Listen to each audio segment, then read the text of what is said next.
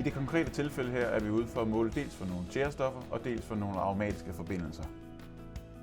Den konkrete virksomhed her har en certificering, som indebærer, at man skal lave de her målinger fast periodisk igennem en længere årrække.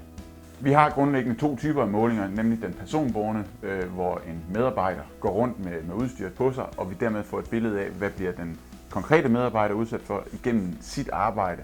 Men vi har også muligheden for at lave en stationær måling, hvor vi har udstyret til at stå på stativ. Det er det samme udstyr, men her står det bare fikseret et bestemt sted. Og det kan være en rigtig god måde at finde ud af ved den her konkrete arbejdsstation.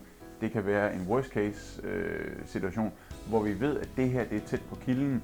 Hvis så en medarbejder skal stå her igennem længere tid, hvad er det så, man bliver udsat for på den konkrete arbejdsstation? Vi i Koppers bruger Cresea rigtig meget i forbindelse med forskellige opgaver. Når vi skal have lavet biomonitorering og industrihygiejne, så giver det god mening at kontakte vores normale leverandør til det. Vi er blevet pålagt at lave industrihygiejne, målinger og biomonitorering. Og derfor har vi taget kontakt til Cresea, fordi de både kan stå for biomonitoreringsdelen og industrihygiejnemålingerne.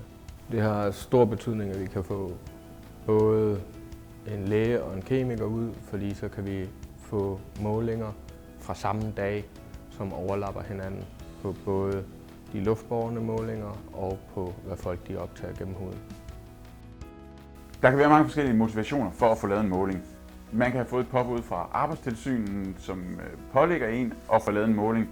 Man kan som følge af en certificering være underlagt og skulle lave målinger med periodisk mellemrum. Det kan også især være for at skabe tryghed ind i ens organisation.